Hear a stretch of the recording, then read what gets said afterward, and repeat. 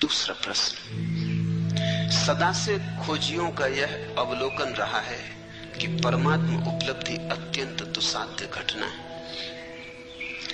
लेकिन आप जैसे बुद्ध पुरुष सदा से इस बात पर जोर देते रहे हैं कि परमात्मा अभी और यहीं घट सकता है। क्या बार बार यह कहना एक चुनौती और एक प्रयास करने की एक विधि है, एक उपाय है? सत्य है यही, न तो विधि है और न उपाय। तुम्हारा ऐसा पूछना बचने की विधि और उपाय है। ये बात हमारा मन स्वीकार करने को राजी नहीं होता कि परमात्मा अभी और यही मिल सकता है। क्यों नहीं राजी होता? इसलिए राजी नहीं होता कि अगर अभी और यही मिल सकता है तो फिर हमें मिल नहीं रहा। तो इसका कारण क्या होगा? फिर इसकी व्याख्या कैसे करें? अगर अभी और यही मिल सकता है तो मिल क्यों नहीं रहा? बेचैनी खड़ी हो जाती है। अभी और यही मिल सकता है, मिल तो नहीं रहा, तो इसे समझाएं कैसे? तो बड़ी अड़चन की बात हो गई। इस अड़चन को सुलझाने के लिए तुम कहते हो मिल तो सकता है, लेकिन पात्रता चाहिए। बुद्धि रास्ते निकालती, जहां उलझन खड़ी हो जाती उसे सुलझाती। रास्ता खोजना पड़ेगा, पात्रता खोजनी पड़ेगी, शुद्ध होना पड़ेगा, तब मिलेगा। और अगर अष्टावक्र कहते हैं अभी और यही मिल सकता है तो जरूर इसमें कुछ कारण है। वो इसलिए कहते हैं ताकि तुम तीव्रता से प्रयास में लग जाओ, लेकिन लगना प्रयास में ही पड़ेगा। मन बड़ा होशियार है। अष्टावक्र की बात बिल्कुल सीधी साफ है। परमात्मा अभी और यही मिल सकता है क्योंकि परमात्मा कोई उपलब्धि नहीं है। परमात्मा तुम्हारा स्वभाव है, सारा जोर सीधा है। तुम परमात्मा हो, मिल सकने की बात ही गलत है। जब हम कहते हैं अभी और यही मिल सकता है तो इसका अर्थ इतना ही हुआ कि मिला ही हुआ है। जरा आंख खोलो और देखो। मिल सकते की भाषा ठीक नहीं है। मिल सकने में तो ऐसा लगता है तुम अलग हो और परमात्मा अलग है। तुम खोजने वाले हो, वो खोज का लक्ष्य, तुम यात्री हो, वो मंजिल नहीं। अभी और यही मिल सकता है कि इतना ही अर्थ है कि तुम वही हो जिसे तुम खोज रहे हो। जरा अपने को पहचानो, आंख खोलो और देखो, या आंख बंद करो और देखो, मगर देखो। थोड़ी दृष्टि की बात है, पात्रता की नहीं। पात्रता का तो अर्थ हुआ है कि परमात्मा भी सौदा है। जैसे तुम बाजार में जाते हो तो कोई चीज 1000 रुपए की है, कोई लाख रुपए की है, कोई 10 लाख रुपए की है। हर चीज का मूल्य है। तो पात्रता का तो अर्थ हुआ कि परमात्मा का भी मूल्य है। जो पात्रता अर्जित करेगा, मूल्य चुकाएगा, उसे मिलेगा। तुम परमात्मा को भी बाजार में एक वस्तु बना लेना चाहते हो। त्याग करोगे, तपस्या करोगे तो मिलेगा, मूल्य चुकाओगे तो मिलेगा। मुफ्त नहीं मिलता। तुम परमात्मा को खींच के दुकान पर रख देते हो, डब्बे में बंद कर देते हो, दाम लिख देते हो। तुम कहते हो इतने उपवास करो, इतना ध्यान करो, इतनी तपस्या करो, धूप में तपो, सर्दी आतप सहो, तब मिलेगा। तो कभी इस पर तुमने सोचा कि ये तुम क्या कह रहे हो? तुम ये कह रहे हो कि तुम्हारे कुछ करने से परमात्मा के मिलने का संबंध हो सकता है। तुम जो करोगे वो तुम्हारा किया ही होगा। तुम्हारा किया तुमसे बड़ा नहीं हो सकता। तुम्हारी तपस्या तुम्हारी ही होगी। तुम जैसी ही दीन, तुम जैसी ही मलिन, तुम्हारी तपस्या तुमसे बड़ी नहीं हो सकती। और तपस्या से जो मिलेगा उसकी भी सीमा होगी, क्योंकि सीमित से सीमित ही मिल सकता, असीम नहीं। तपस्या से जो मिलेगा वो तुम्हारे ही मन की कोई धारणा होगी, परमात्मा नहीं। अष्टावक्र कह रहे हैं कि परमात्मा तो है ही, वही तुम्हारे भीतर धड़क रहा, वही तुम्हारे भीतर श्वास ले रहा, वही जन्मा है, वही विदा होगा, वही अनंत काल से अनंत अनंत रूपों में प्रकट हो रहा है। कहीं वृक्ष है, कहीं पक्षी है, कहीं मनुष्य है। परमात्मा है, उसके अतिरिक्त कुछ भी नहीं। इस सत्य की प्रतिभिज्ञा, इस सत्य का स्मरण। मैंने सुना है एक सम्राट अपने बेटे पर नाराज हो गया, उसे देश निकाला दे दिया। सम्राट का बेटा था, कुछ और तो करना जानता नहीं था, क्योंकि सम्राट के बेटे ने कभी कुछ किया न था, भीख ही मांग सकता था।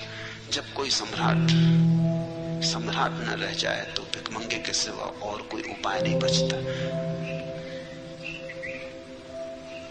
भीख मांगने लगा। 20 वर्ष बीत गए, भूल ही गया। अब 20 वर्ष कोई भीख मांगे तो याद रखना कि मैं सम्राट हूं, असंभव, कष्टपूर्ण होगा। भीख मांगने में कठिनाई पड़ेगी। यही उचित है कि भूल ही जाओ। वो भूल ही गया था, अन्यथा भीख कैसे मांगे? सम्राट और भीख मांगे। द्वार द्वार, दरवाजे दरवाजे भिक्षा पात्र लेके खड़ा हो, होटल में, रेस्तरां के सामने भीख मांगे, जूठन मांगे। सम्राट को बुला ही देना पड़ा, विस्मृत ही कर देना पड़ा। वो बात ही गई। वो जैसे अध्याय समाप्त हुआ, वो जैसे कहीं कोई सपना देखा होगा, कि कोई कहानी पढ़ी होगी, कि फिल्म देखी होगी, अपने से क्या लेना देना। 20 साल बाद जब सम्राट बूढ़ा हो गया, उसका बाप, तो वो घबराया। एक ही बेटा था, वही मालिक था। उसने अपने वजीरों को कहा, उसे खोजो और जहां भी हो उसे ले आओ। कहना बाप ने क्षमा किया। अब क्षमा होना क्षमा का कोई अर्थ नहीं, मैं मर रहा हूं। अब ये राज्य कौन संभालेगा? ये औरों के हाथ में जाए, इससे बेहतर है मेरे खून के हाथ में जाए। बुरा भला जैसा भी है, उसे ले आओ। जब वजीर पहुंचे तो वो एक होटल के सामने पैसे मांग रहा था। टूटा सा पात्र लिए, नंगा था, पैरों में जूते नहीं थे, भरी दोपहरी थी, गर्मी के दिन थे, लू बहती थी, पैर जल रहे थे, और वो मांग रहा था कि मुझे जूते खरीदने हैं, इसके लिए कुछ पैसे मिल जाएं। कुछ पैसे उसके पात्र में पड़े थे। रथ आके रुका, वजीर नीचे उतरा, वजीर ने गिर के उसके चरण छुए। होने वाला सम्राट था। जैसे ही वजीर ने उसके चरण छुए, एक क्षण में घटना घट गई। 20 साल जिसकी याद न आई थी कि मैं सम्राट हूं। फिर ऐसा थोड़ी लग रहा कि वो बैठा, उसने सोचा और विचारा और तपस्या की और ध्यान किया कि याद करूं ना। एक क्षण में, पल भी ना लगा। एक क्षण में रूपांतरण हो गया। यह आदमी और हो गया। अभी भिखारी था, दीनहीन, नग्न अब भी था। अब भी पैर में जूते ना थे, लेकिन हाथ से उसका पात्र उसने फेंक दिया और वजीरों से कहा कि जाओ मेरे स्नान की व्यवस्था करो, ठीक वस्त्र जुटाओ। वो जाके रथ पे बैठ गया। उसकी महिमा देखने जैसी थी। अभी भी वही का वही था, लेकिन उसके चेहरे पर एक गरिमा थी, आंखों में एक दीप्ति थी, चारों तरफ एक आभा मंडल था। सम्राट था। याद आ गई, बाप ने बुलावा भेज दिया। ठीक ऐसा ही है। अष्टावक्र जब कहते कि अभी और यहीं, तो वो यही कहते कितने, चलो 20 साल नहीं, 20 जन्म से देश निकाले पे रहे, भीख मांगी बहुत, भूल गए बिल्कुल, याद को बिल्कुल सुला दिया, सुलाना ही पड़ा। न सुलाते तो भीख मांगनी मुश्किल हो जाती। द्वार द्वार, दरवाजे दरवाजे भिक्षा पात्र लेके घूमे। अष्टावक्र ये कह रहे, आ गया बुलावा, जागो, भिखमंगे तुम नहीं हो, सम्राट के बेटे हो। अगर कोई ठीक से सुन लेगा तो घटना सुनने में ही घट जाएगी। यही अष्टावक्र गीता का महात्म्य है, महिमा है। कोई आग्रह नहीं कि कुछ करो, सिर्फ सुन लो, सिर्फ सत्य को पहुंचने दो तुम्हारे हृदय तक। बाधा मत बनो, ग्राहक रहो, सिर्फ सुन लो, पहुंच जाए ये तीर तुम्हारे हृदय में, इसकी चोट बस पर्याप्त। जन्मों जन्मों की विस्मृति टूट जाएगी, स्मरण लौट आएगा। तुम परमात्मा हो, इसलिए वे कहते हैं अभी और यही। अब तुम तरकीबें मत खोजो, तुम कहते हो शायद ये विधि होगी, उपाय होगा कि लोगों की त्वरा बढ़े, तीव्रता बढ़े। स्वामी योग चिन्मय ने पूछा है, चिन्मय के पास, चिन्मय की बुद्धि में चेष्टा, प्रयास, तप जरूरत से ज्यादा है। साधारण योगी की जो पकड़ होती वैसी पकड़ है। ये अष्टावक्र के वचन साधारण योगी के लिए नहीं है, असाधारण प्रज्ञावान जो सुन के ही जाग जाए। जिनमें थोड़े हठ योगी है, काफी पिटाई हो तो थोड़े बहुत चलेगी, घोड़े को देख के, उसकी छाया को देख के नहीं चल सकते।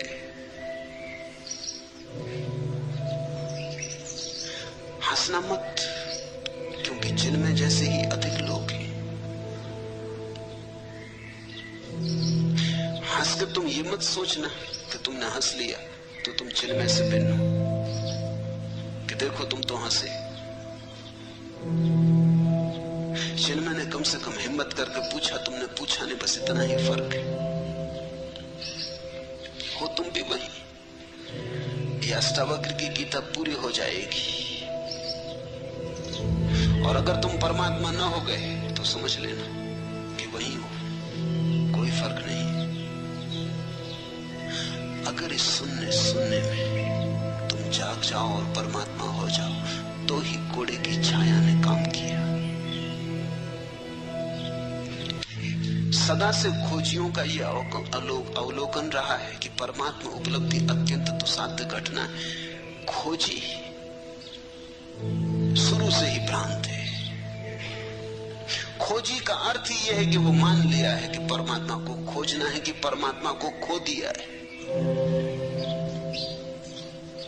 उसने एक बात तो मान ही ली कि खो दिया परमात्मा को। ये भी कोई बात हुई कि खो दिया परमात्मा को? परमात्मा को खो कैसे सकते हो? मेरे पास लोग आते, वो कहते परमात्मा खोजना। मैं कहता हूँ चलो ठीक, खोजो, लेकिन खोया कहाँ, कब खोया? वो कहते इसका तो कुछ पता नहीं, पहले इसका तो तुम ठीक से पता कर लो, कहीं ऐसा ना हो कि खोया ही ना हो। कभी कभी ऐसा हो जाता है कि चश्मा नाक पे चढ़ा है और उसी चश्मे से देख के चश्मा खोज रहे।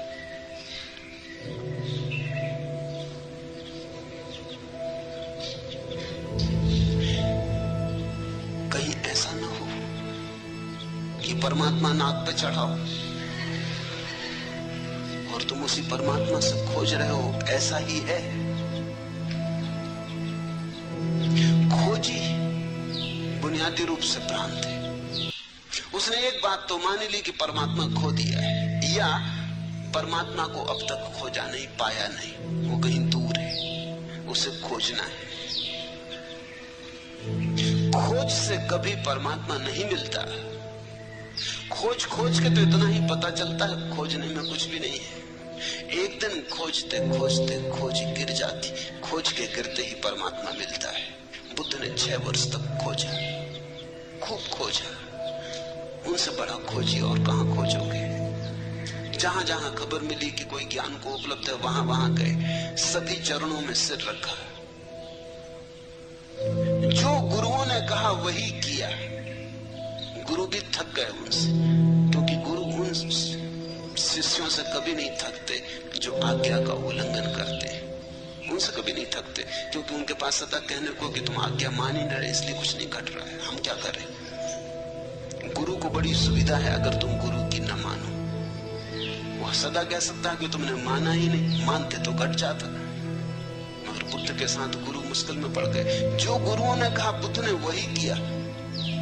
उन्होंने 1 शेर कहा तो बुद्ध ने 1.25 शेर किया। गुरु ने आखिर उनसे हाथ जोड़ लिया कि तू भाई कहीं और जा। जो हम बता सकते थे बता दिया। बुद्ध ने कहा इससे तो कुछ घट नहीं रहा है। उन्होंने कहा इससे ज्यादा हमें भी नहीं घटा है, तेरे से क्या छिपाना, तू कहीं और जा। इतने प्रामाणिक व्यक्ति के सामने गुरु भी धोखा न दे पाए।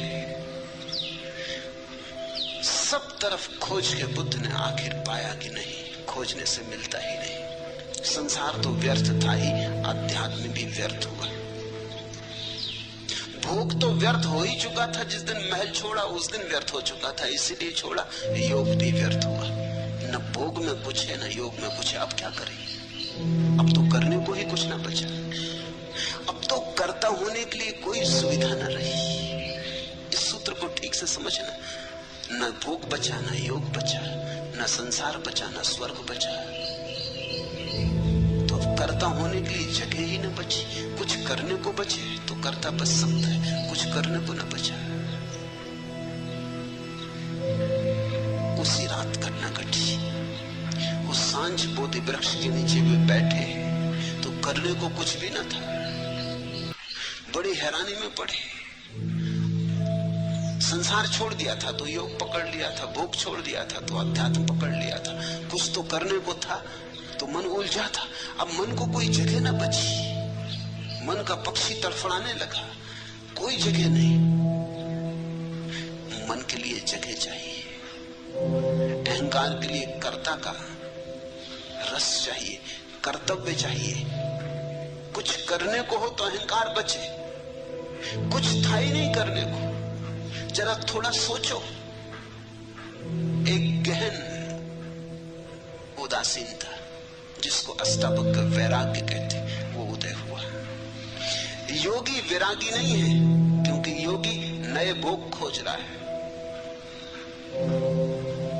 योगी आध्यात्मिक भोग खोज रहा है, विरागी नहीं है। अभी भोग की आकांक्षा है। संसार में नहीं मिला तो परमात्मा में खोज रहा है, लेकिन खोज जारी है। यहां नहीं मिला तो वहां खोज रहा है, बाहर नहीं मिला तो भीतर खोज रहा है, लेकिन खोज जारी है। भोगी विरागी नहीं है, योगी भी वैरागी नहीं है। हाँ, उनकी खोज राग की अलग अलग है।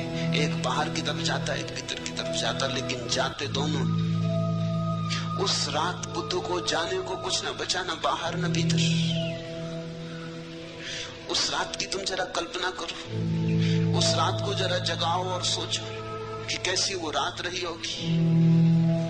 उस दिन पहली दफा विश्राम उपलब्ध हुआ, जिसको अष्टावक्र कहते हैं, जो चित्त में विश्राम को उपलब्ध हो जाए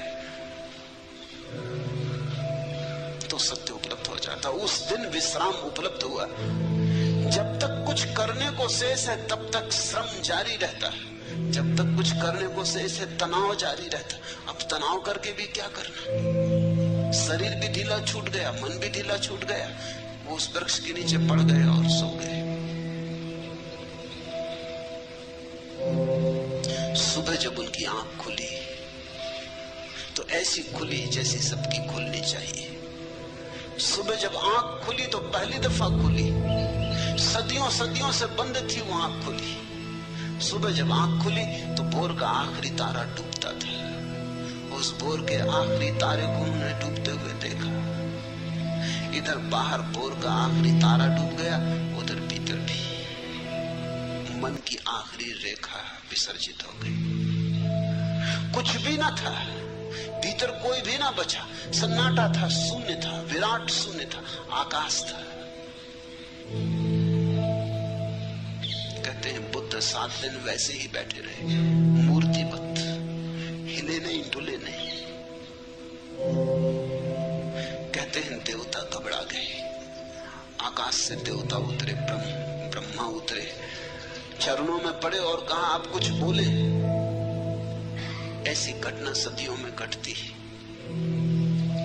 बड़ी मुश्किल से घटती है। आप कुछ कहें, हम आतुर हैं सुनने को कि क्या हुआ है। हिंदू बहुत नाराज है इस बात से कि बौद्ध कथाओं में ब्रह्मा को उतार के और बुद्ध के चरणों में गिरा दिया। लेकिन कथा बिल्कुल ठीक है, क्योंकि देवता भला स्वर्ग में हो, आकांक्षा के बाहर थोड़ी। आज एक घटना घटी है कि एक व्यक्ति आकांक्षा के बाहर चला गया, तो बुद्ध के ऊपर कोई भी नहीं। बुद्धत्व आखिरी बात है। देवता भी नीचे हैं, अभी उनकी भी स्वर्ग की भोग की आकांक्षा है। इसलिए तो कथाएं हैं कि इंद्र का आसन डोलने लगता जब भी लगता है कोई प्रतियोगी आ रहा, कोई ऋषि मुनि तपस्या में गहरा उतर रहा, इंद्र घबराता, आसन कपने लगता। ये तो आसन इंद्र का क्या हुआ, दिल्ली का हुआ। इंद्र का कहो कि इंदिरा का कहो, एक ही बात, इसमें कुछ बहुत फर्क ना हुआ। कोई आने लगा तो प्रतिस्पर्धा, घबराहट, बेचैनी। बुद्ध ना कुछ करके उपलब्ध हुए। जो बुद्ध के जीवन में घटा वही अष्टावक्र के जीवन में घटा होगा। कोई कथा हमारे पास नहीं, किसी ने लिखी नहीं, लेकिन निश्चित घटा होगा। क्योंकि अष्टावक्र जो कह रहे हैं वो इतना ही कह रहे हैं कि तुम दौड़ चुके खूब, अब रुको। दौड़ के नहीं मिलता परमात्मा, रुक के मिलता है। खोज चुके खूब, अब खोज छोड़ो। खोज के नहीं मिलता सत्य, क्योंकि सत्य खोजी में छिपा है, खोजने वाले में छिपा है। कहां भागते फिरते हो? कस्तूरी कुंडल बसे। लेकिन जब कस्तूरी का नाफा फूटता है तो मृग पागल हो जाता है। कस्तूरी मृग पागल हो जाता है, भागता है, इधर भागता उधर भागता, खोजता है कहां से आती ये गंध, कौन खींचे ले आता है सुवास को, कहां से आती। क्योंकि उसने जब भी गंध आती देखी तो कहीं बाहर से आती देखी। कभी फूल की गंध थी, कभी कोई और गंध थी, लेकिन सदा बाहर से आती थी। आज जब गंध भीतर से आ रही तब भी वो सोचता है बाहर से ही आती होगी, भागता है। और कस्तूरी उसकी ही कुंडल में बसी है। कस्तूरी कुंडल बसे, परमात्मा तुम्हारे भीतर बसा है। तुम जब तक बाहर खोजते रहोगे योग में भोग में व्यर्थ। साधारण योगी भोग के बाहर ले जाता है, अष्टावक्र योग और भोग दोनों के बाहर ले जाते हैं। योगातीत भोगातीत। इसलिए तुम पाओगे सांसारिक का अहंकार होता है। तुमने योगी का अहंकार देखा या नहीं? सांसारिक का क्रोध होता है, तुमने दुर्वासाओं का क्रोध देखा या नहीं? सांसारिक आदमी दंभ से अकड़ के चलता है, पताकाएं लेके चलता है। तुमने योगियों की पताकाएं, हाथी घोड़े देखे या नहीं? साधारण आदमी घोषणा करता है इतना धन है मेरे पास, इतना पद है मेरे पास। तुमने योगियों को देखा घोषणा करते कि नहीं कि इतनी सिद्धि है, इतनी रिद्धि है। लेकिन ये सारी बातें वही की वही है, कोई फर्क नहीं हुआ। जब तक योग योगातीत न हो जाए, जब तक व्यक्ति मैं करता हूं इस भाव से समग्रतया मुक्त न हो जाए, तब तक कुछ भी नहीं हुआ। तब तक तुमने सिर्फ रंग बदले, तब तक तुम गिरगिट हो, जैसा देखा वैसा रंग बदल लिया, लेकिन तुम नहीं बदले, रंग ही बदला। सदा से खोजियों का ये अवलोकन रहा है कि परमात्मा उपलब्धि अत्यंत दुस्साध्य घटना है। ये बात एक अर्थ में सच है। अगर तुम बहुत दौड़ के आना चाहते हो तो कोई क्या करे। अगर तुम अपने कान को उल्टे तरफ से पकड़ना चाहते हो, मजे से पकड़ो। निश्चित तुम जब उल्टी तरफ से कान को पकड़ोगे तो तुमको लगेगा कान को पकड़ना बहुत दुस्साध्य घटना है। ये तुम्हारे कारण, ये कान के कारण नहीं। अब अगर तुम सिर के बल खड़े होकर चलने की कोशिश करो और 10-5 कदम चलना भी बहुत कठिन हो जाए और तुम कहो कि चलना बहुत दुस्साध्य घटना है, तो तुम गलत भी नहीं कह रहे, तुम ठीक ही कह रहे। लेकिन सिर के बल तुम खड़े हो, जो पैर के बल चल रहे हैं उनके लिए चलने में कोई दुस्साध्य घटना नहीं। अब तुम उपवास करो, आग में तपाओ, धूनी रमाओ, नाहक शरीर को कष्ट दो, सताओ, 1000 तरह के पागलपन करो, और फिर तुम कहो कि परमात्मा को पाना बड़ी दुस्साध्य घटना है। ठीक ही कह रहे हो। जहां तुम सहज पहुंच सकते थे वहां तुम असहज होकर पहुंच रहे हो तो दुस्साध्य मालूम होता है। तुम्हारे पहुंचने में भूल हो रही। लेकिन असाध्य को आदमी क्यों चुनता है, ये भी समझ लेना चाहिए। सिर के बल चलने का मजा क्या है जबकि तुम्हारे पास पैर। सिर के बल चलने का एक मजा है, और वो मजा ये है, मजा है अहंकार का मजा। मुल्ला नसरुद्दीन एक झील में मछलियां मार रहा था। घड़ी तो घड़ी में देखता रहा, उसकी मछलियां पकड़ने कुछ आते नहीं, झील में मछलियां हैं भी नहीं ऐसा मालूम होता। मैंने उससे पूछा, नसरुद्दीन इस झील में मछलियां मालूम नहीं होती, तुम कब तक बैठे रहोगे?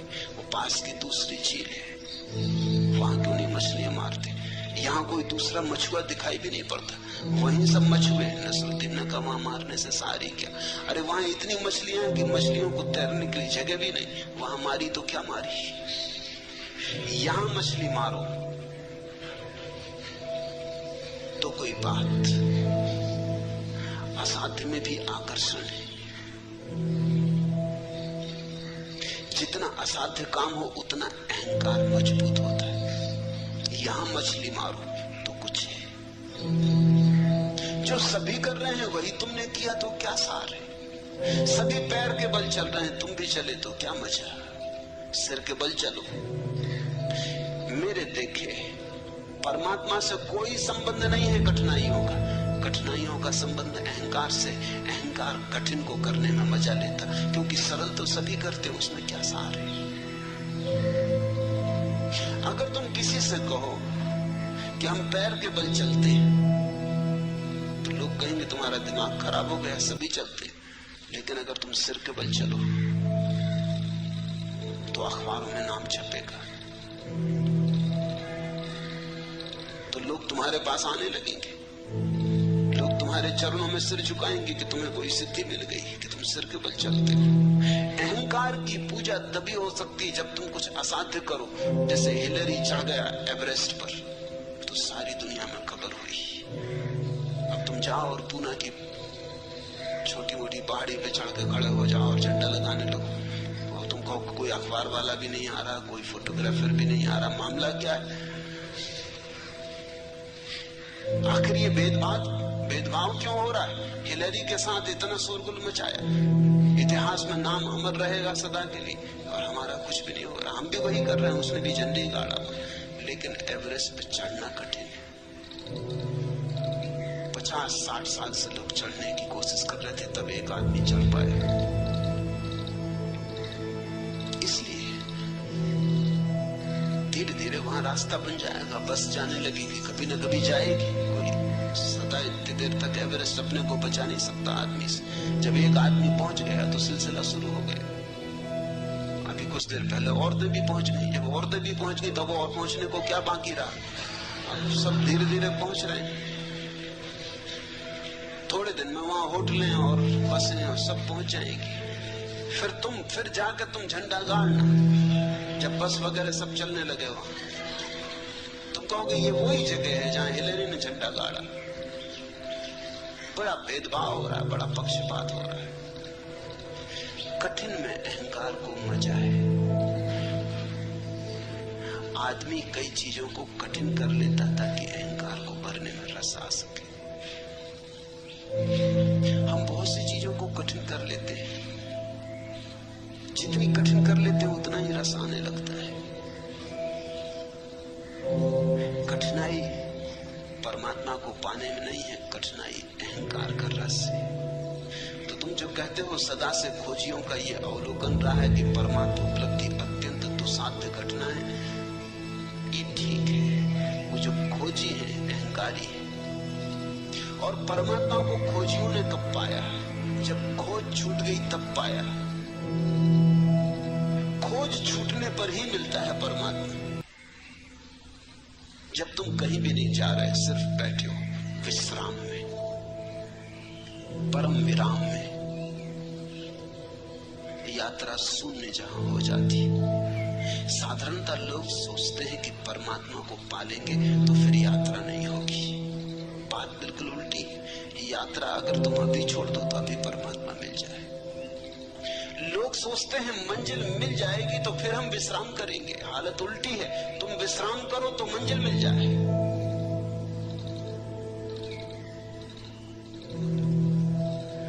विश्राम ध्यान और समाधि का सूत्र है, श्रम अहंकार का सूत्र है। इसलिए तुम पाओगे कि जितना जिस धर्म के भीतर श्रम की व्यवस्था है साधु के लिए, उतना ही अहंकारी साधु होगा। जैनियों का साधु जितना अहंकारी, उतना हिंदुओं का नहीं। क्योंकि जैन साधु कहेगा हिंदू साधु इसमें रखे क्या, कोई भी हो जाए। जैन साधु बार भोजन, अनेक अनेक उपवास, सब तरह की कठिनाइयां। फिर जैनों में भी दिगंबरों श्वेतांबरों के साथ में, दिगंबर साधु कहते हैं श्वेतांबरों में क्या रखा, कपड़े पहने बैठे। साधु तो दिगंबर का है, इसलिए दिगंबर साधु में तुम जैसे अहंकार को चमकता हुआ पाओगे, कहीं भी ना पाओगे। देह तो सूखी होगी, हड्डी हड्डी होगी, क्योंकि बहुत उपवास, नग्न रहना, धूप ताप सहना, लेकिन अहंकार बड़ा प्रज्वलित होगा।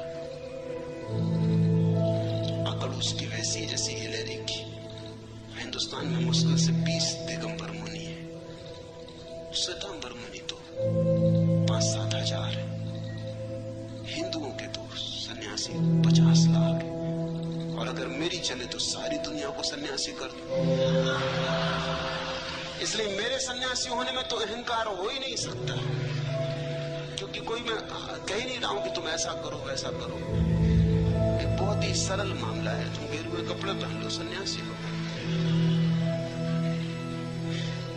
सन्यास सरल हो तो अहंकार को मजा कहां। मेरे पास लोग आते हैं, वो कहते हैं कि सन्यास आप देते हैं तो इसके लिए कोई विशेष आयोजन करना चाहिए।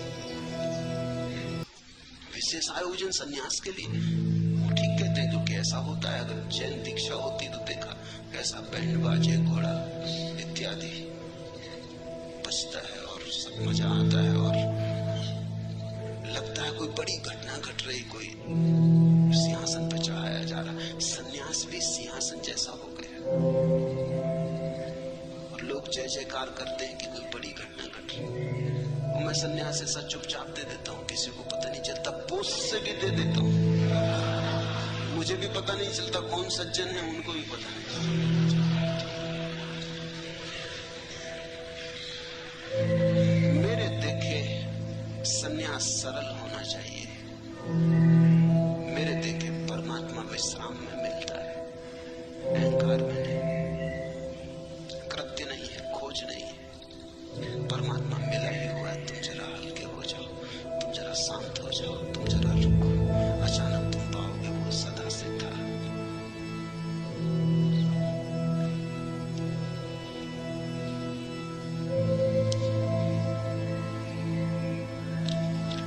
आखिरी प्रश्न, हमारे शरीर में कोई 20 अरब कोशिकाएं हैं और शरीर में प्रतिक्षण रासायनिक प्रतिक्रिया होती रहती है। आप या अष्टावक्र जब कहते हैं कि दृष्टा बनो, तब यह बात आप किससे कहते हैं? ये कौन है जो कह रहा है कि शरीर में 20 अरब कोशिकाएं हैं? निश्चित ही कोशिकाएं नहीं कह रही।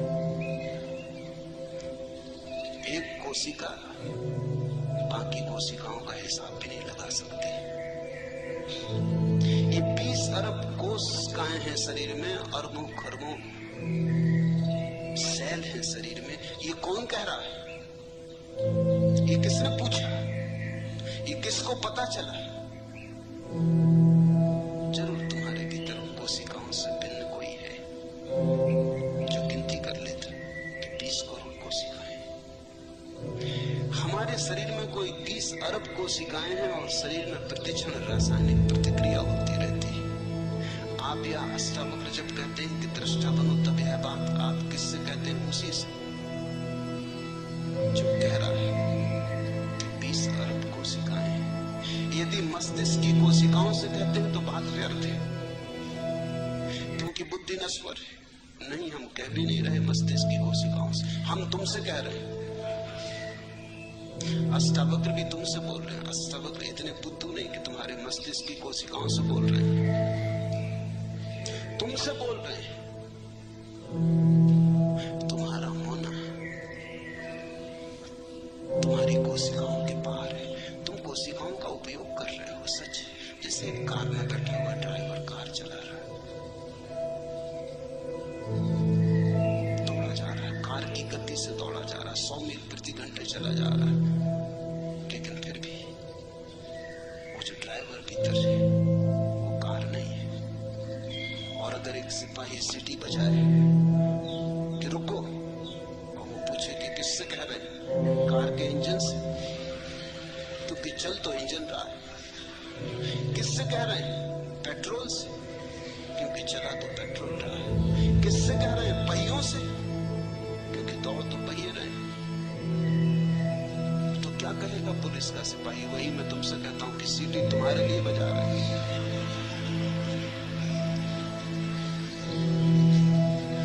यदि आप आत्मा को जगा रहे हैं तो भी बात व्यर्थ है, क्योंकि आत्मा तो जागी ही हुई है। उसको जगाना और पहचानो कहना तो बेवकूफी है।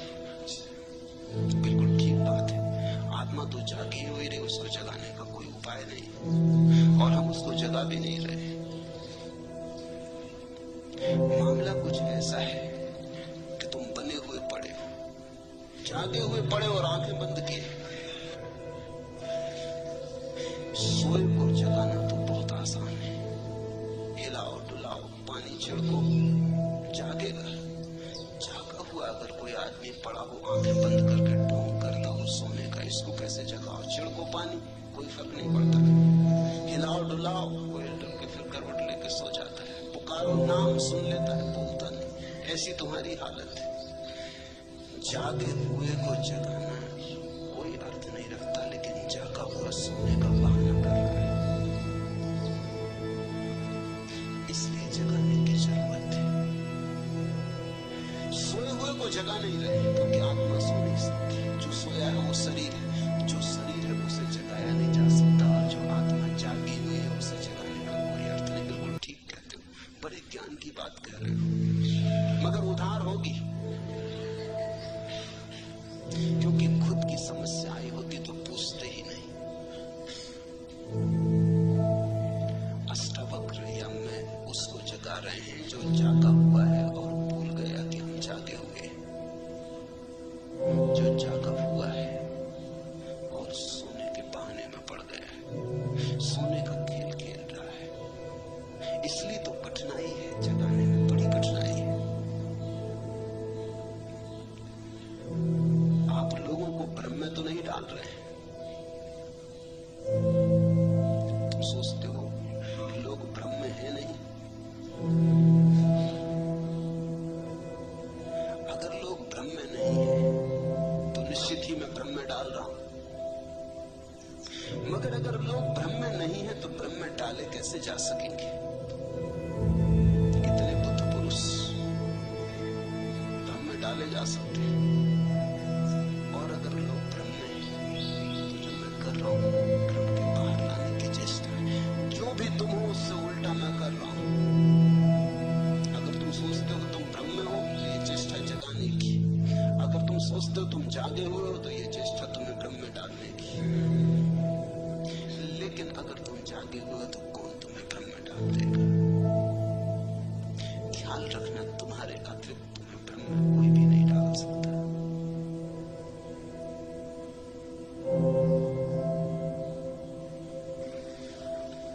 और तुम्हारे अतिरिक्त तुम्हें कोई जगा भी नहीं सकता।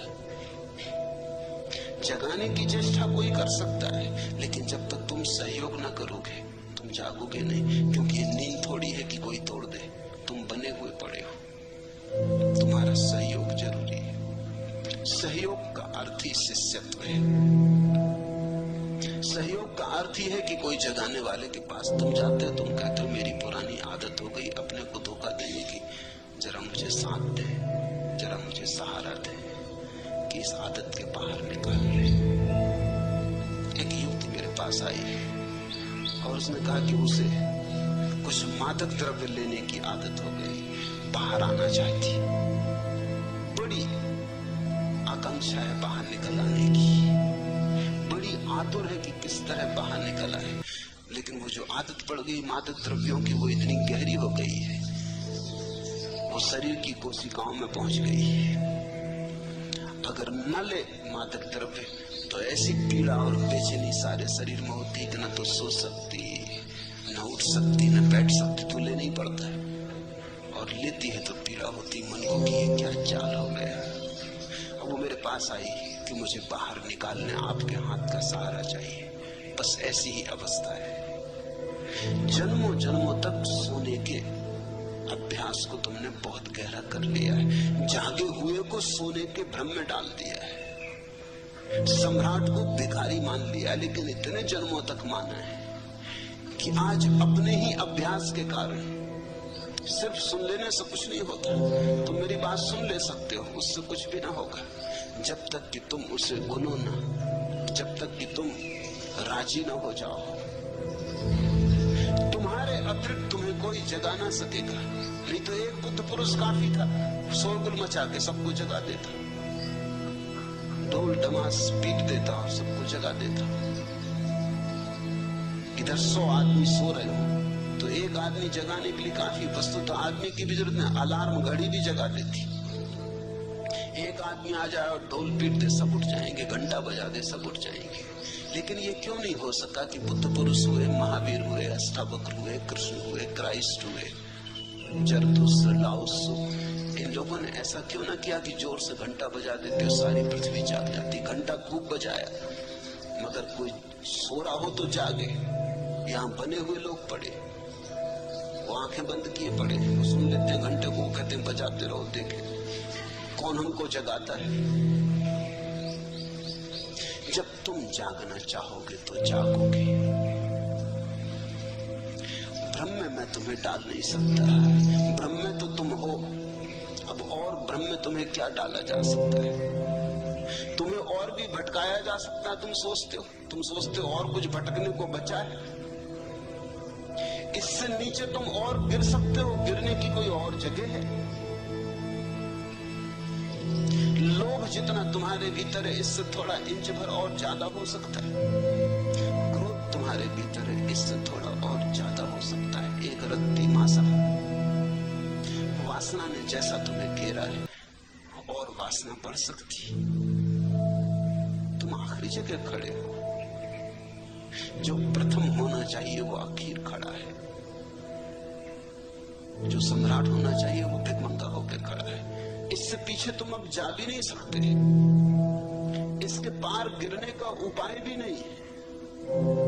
तुम्हें भ्रम में डालने की कोई सुविधा नहीं है। कोई डालना भी चाहे तो डाल नहीं सकता। हाँ, कोई इतना ही कर सकता है, ज्यादा से ज्यादा तुम्हारे भ्रम बदल दे। एक भ्रम से तुम उब जाओ तो दूसरा भ्रम दे दे। यही साधु सन्यासी करते रहते। संसार का भ्रम उखड़ने लगा, ऊब पैदा होने लगी, खूब जी ली, अब कुछ सार नहीं।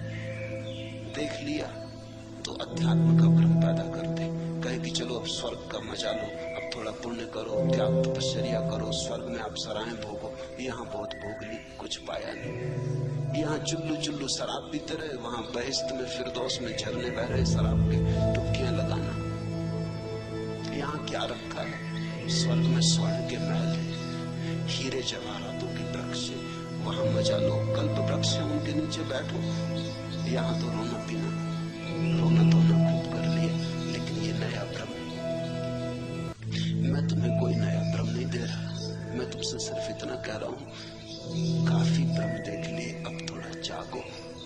साक्षी भाव कैसे भ्रम हो सकता है, थोड़ा सोचो। सिर्फ साक्षी होने को कह रहा हूं, जो भी है उसे देखने को कह रहा हूं। कुछ करने को कहता तो भ्रम पैदा होता।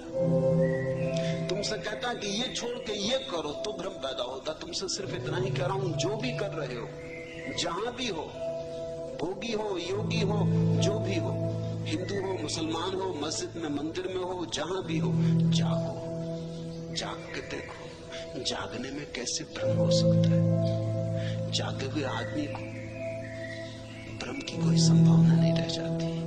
नींद में सपने होते हैं, जागने में कैसे सपना हो सकता है? और यदि लोग सुख दुख में प्रतिक्रिया करना छोड़ दें तो वे पशु या पेड़ पौधे जैसे तो नहीं हो जाएंगे। पहली तो बात तुमसे किसने कहा कि पशु और पेड़ पौधे तुमसे खराब हालत में? तुमने ही मान लिया। पेड़ पौधों से भी तो पूछो, पशुओं से भी तो पूछो, थोड़ा पशुओं की आंख में भी तो झांक के देखो। ये भी आदमी का अहंकार है, तो वो सोचता है वो पशुओं से ऊपर। और पशुओं की इसमें कोई गवाही भी नहीं ली गई। ये भी बड़े मजे का बात है। एक तरफा निर्णय कर लिया, अपने आप ही निर्णय कर लिया। अगर पशुओं में भी इस तरह की किताबें लिखी जाती होंगी, शास्त्र रचे जाते होंगे, तो उनने भी लिखा होगा कि आदमी बहुत गया बीता जानवर। मैंने तो सुना है कि बंदर एक दूसरे से कहते हैं कि आदमी पतित बंदर है। डार्विन कहता है कि आदमी बंदर का विकास है, लेकिन डार्विन कौन सी कसौटी? बंदरों से भी तो पूछो, दोनों पार्टियों से तो पूछ लेना चाहिए। बंदर कहते हैं आदमी पतित है, उनकी बात में समझ में आता। बंदर वृक्षों पे, तुम जमीन पे पतित हो। बंदर ऊपर है, तुम नीचे हो। किसी बंदर से टक्कर लेके तो देखो, तो शक्ति बढ़ी कि खोई? जरा एक वृक्ष से दूसरे वृक्ष पे छलांग लेके तो देखो, हड्डी पसली टूट जाएंगी। तो कला आई कि गई, ये तुमसे किसने कह दिया? ये खुद ही मान दिया। ये बड़े मजे की बात है। आदमी की बीमारी में एक बीमारी है कि आदमी मानता है कि वो सबसे ऊपर है। फिर पुरुषों से पूछो तो वो मानते हैं वो स्त्रियों से ऊपर। स्त्रियों से भी नहीं पूछे, स्त्रियों की इसमें कोई गवाही नहीं ली गई, इस पर कोई वोट नहीं हुआ कभी, क्योंकि पुरुषों ने शास्त्र लिखे, जो मन में था लिख लिया। और स्त्रियों को तो पढ़ने पे भी लोग रोक लगा रखी थी कि कहीं वो पढ़ भी लें तो बाधा डालेंगे, क्योंकि जो पंडित लिख रहा था उसकी पत्नी ही उसको कष्ट में डाल देती। अगर पढ़ना आता हो तो पढ़ने पे बाधा लगा दी कि वेद पढ़ नहीं सकती स्त्रियां, ये नहीं कर सकती। हद कर दी पुरुषों ने, स्त्रियां मोक्ष भी नहीं जा सकती। मोक्ष जाने के पहले उनको पुरुष होना पड़ेगा, पुरुष पर्याय में आना पड़ेगा। फिर पुरुषों में भी पूछो, गोरा समझता है कि वो ऊंचा है काले से, काले से भी तो पूछो। मैंने सुना है कि अफ्रीका के जंगल में एक अंग्रेज शिकार के लिए गया और उसने अपने साथ एक नीग्रो को गाइड की तरह लिया। जंगल में दोनों भटक गए और देखा कि वो 100 आदमियों का भाले लिए हुए जंगलियों का एक दस्ता नीग्रो चला आ रहा है। वो अंग्रेज बहुत घबरा है। उसने अपने गाइड से नीग्रो से कहा कि हम लोगों की जान खतरे में। उसने कहा हम लोगों की, मुझे छोड़ो, तुम अपनी सोचो।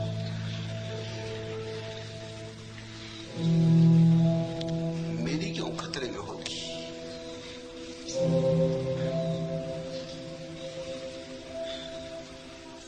सफेद आदमी सोचता है वो श्रेष्ठ है, काला सोचता है वो श्रेष्ठ है। चीनियों से पूछो, चीनियों की किताबों में लिखा है कि अंग्रेज बंदर है, आदमी में भी गिनती नहीं करते वो उनकी। सारी दुनिया में ये रोग है, आदमी का ये रोग बड़ा गहरा है। वो बिना दूसरी पार्टी से पूछे निर्णय करता चला जाता। ये सब अहंकार के खेल है। अगर तुम थोड़े अहंकार को छोड़ के देखोगे तो तुम पाओगे परमात्मा के ही सब रूप है। जानवर भी, पशु पक्षी भी, पौधे भी, मनुष्य भी। परमात्मा ने कहीं चाहा है हरा हो जाना तो हरा है, कहीं चाहा है पक्षियों के गीत से प्रकट होना तो वैसा हो रहा है, कहीं चाहा है आदमी होना तो आदमी हो गया। इनमें कोई तरतमता नहीं है, हायरार्की नहीं है, कोई ऊपर नीचे नहीं है। ये सब एक साथ परमात्मा की अनंत लहरें। छोटी लहर में भी वही, बड़ी लहर में भी वही, सफेद लहर में भी वही, काली लहर में भी वही, घास में भी वही, आकाश छूते हुए वृक्षों में भी वही। आध्यात्मिक दृष्टि तो ये कहती है कि इसी क्षण जो भी है वो परमात्मा है। फिर परमात्मा में कोई आगे पीछे कैसे हो सकता है? ये तो बड़ा मुश्किल हो जाएगा। ये तो परमात्मा में भी कुछ नीचे कुछ ऊपर करना कठिन हो जाएगा। एक ही है। साक्षी भाव से देखोगे तो पाओगे सब एक है। इसलिए पहले तो ये पूछो ही मत कि यदि लोग सुख दुख में प्रतिक्रिया करना छोड़ दें तो वे पशु या पौधे जैसे तो नहीं हो जाएंगे। हो जाएंगे तो कुछ हर्जा नहीं होगा। हिटलर अगर पशु हो जाए, पौधा हो जाए तो कोई हर्जा है?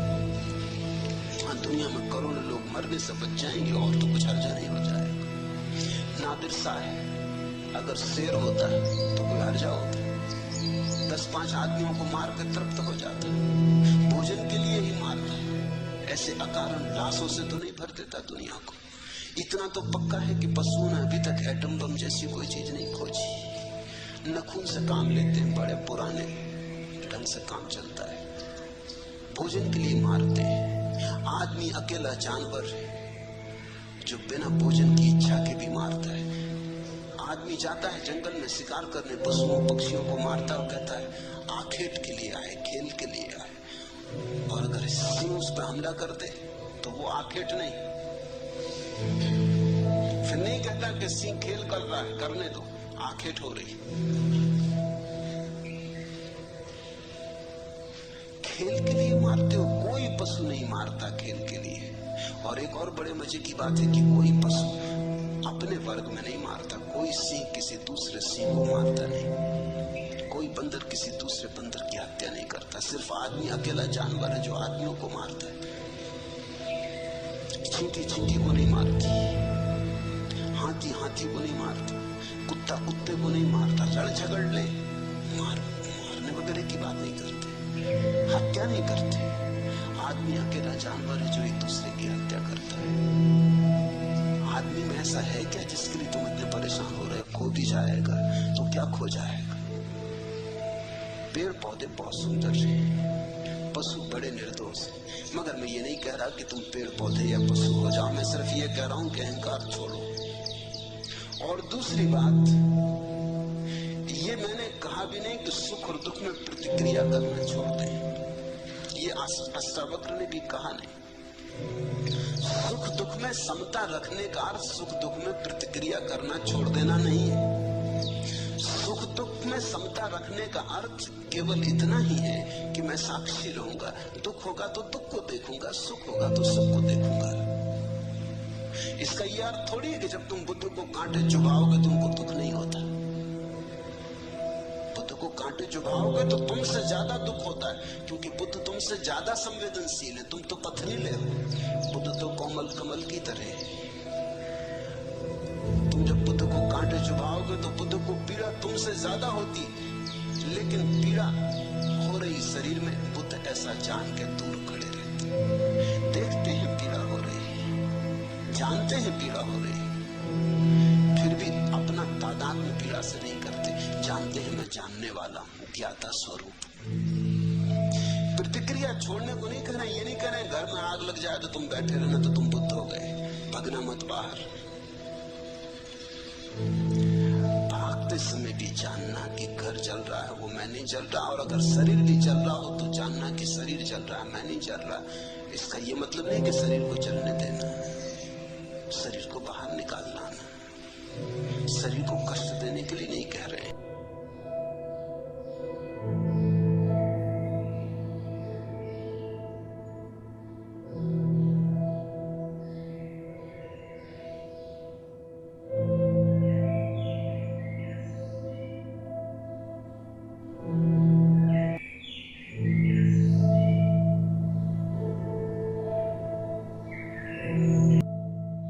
तो सबसे पहले मैं बात करूंगा मेरे पीओवी की।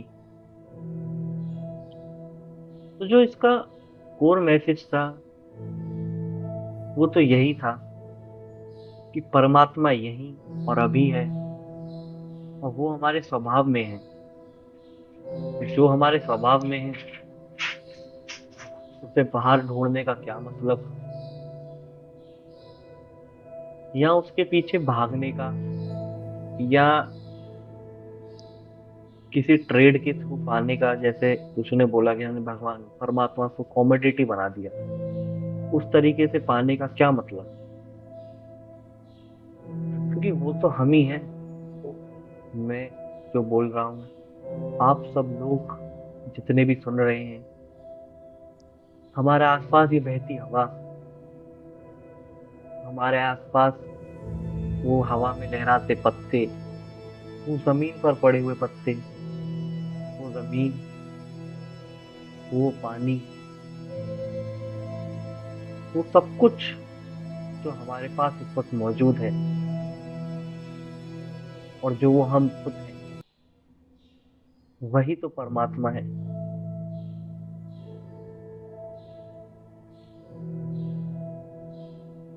और जब हम इस तरीके से सोचेंगे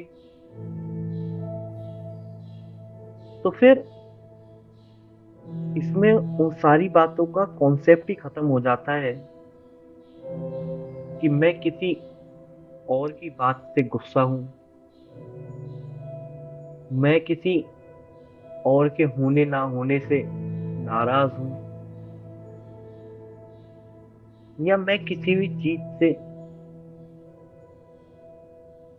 वो नहीं कर पा रहा हूँ, संबंध नहीं कर पा रहा हूँ, क्योंकि जब हम इस तरीके से सोच रहे हैं तो हम ये देख ही नहीं पा रहे कि हम और वो एक ही है, इसमें कुछ अलग नहीं है।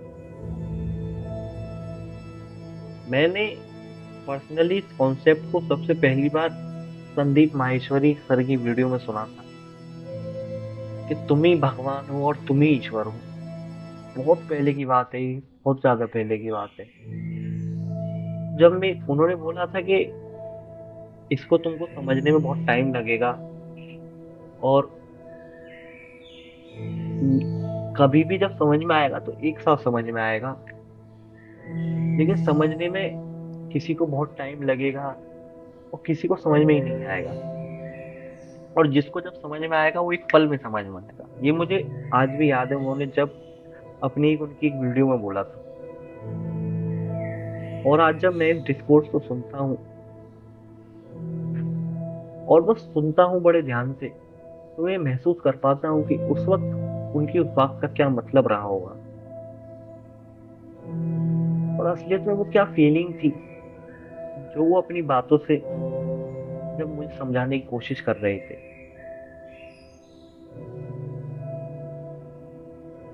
हम देखते हैं कि हमारे आसपास ना जाने कितने आडंबर रच रखे हैं कि भगवान ऐसे मिलेगा, भगवान ये करने से मिलेगा, परमात्मा को ये पसंद है, परमात्मा को ये बिल्कुल नहीं पसंद, परमात्मा के सामने ऐसे करोगे तो वैसे होगा।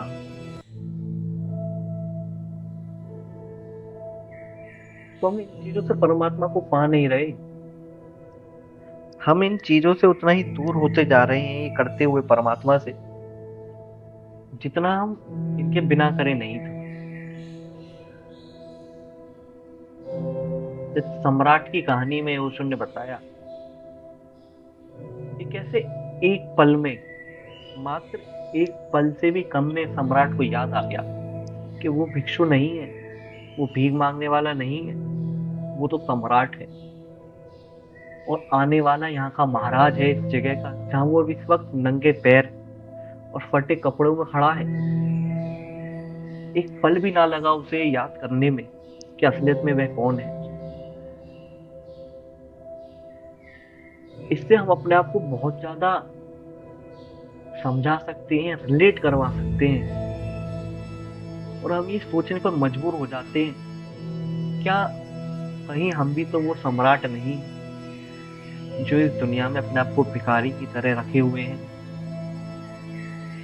और क्या ये वीडियो, और मैं पर्टिकुलरली इस वीडियो की बोलूंगा क्योंकि आप तो ये वीडियो सुन रहे हैं, और क्या ये वीडियो वो वो वजीर तो नहीं जो हमको याद दिलाने आई है कि असलियत में तो हम सम्राट हैं, हम इस दुनिया के सम्राट हैं, ना कि वो भिखारी और वो भिक्षु जो हमने अपने आप को बना दिया है। पिछली वीडियो और उससे पिछली वीडियो अगर आपने सुनी हो और ध्यान से सुनी हो, इससे पहले 3 वीडियो आ चुकी हैं, आपने उन वीडियो को सुना हो तो आपने ये जाना होगा कि कैसे अगर हम किसी चीज को मांगते हैं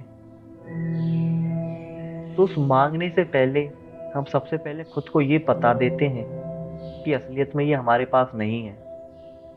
हम खुद को ये एहसास करा देते हैं कि असलियत में ये चीज मेरे पास नहीं है। अगर हम प्यार मांगते हैं तो हम खुद को बताते हैं कि मेरे पास प्यार नहीं है। और ज्यादा ढंग से समझें अगर हम सफलता मांगते हैं तो सफलता मांगने से पहले हम खुद को एक अनसक्सेसफुल, एक असफल और एक नाकामयाब इंसान मानते हैं। जब भी तो हम किसी से अपनी सक्सेस मांग रहे हैं, और अगर हम उस जर्नी से अपने आप को इस वीडियो की जर्नी तक लाते हैं, तो हम देखते हैं कि हम जिससे मांग रहे हैं वो कौन है। क्या वो कोई और है या वो मैं खुद हूं?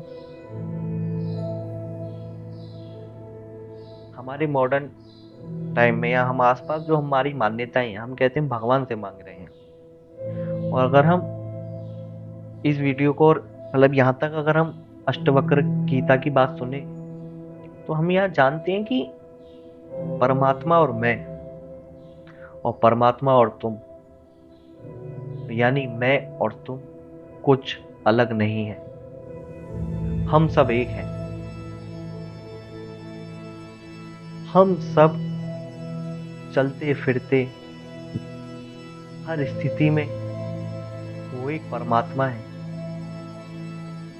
जिससे ये दुनिया हमें बोलती है मांगने को।